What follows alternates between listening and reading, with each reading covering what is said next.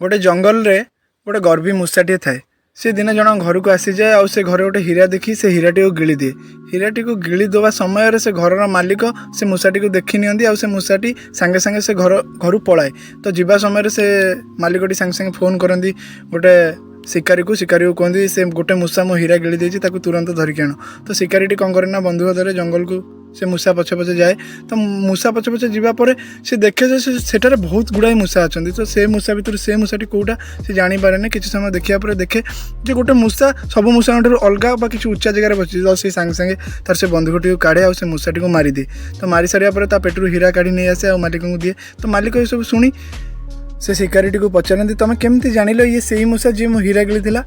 तो शिकारी ये बहुत सुंदर भाव सुंदर जवाबटी रखे जितेबले मूर्ख लोक हाथ में किसी धन आसी जाए मूर्ख लोक धनी हो जाती से निजक बहुत बड़ भावती आउ समस्त अलग रही चेष्टा करती। आ मूषाटी भी से करता यही सेम कथा आम मनीष मान जीवन में घटता है। कि जदि अल्प किसी परिश्रम रे भगवान आमको किसी दियंती ताहले आमे गर्व करवा कथा नुहे सब नम्र रहिबा दरकार।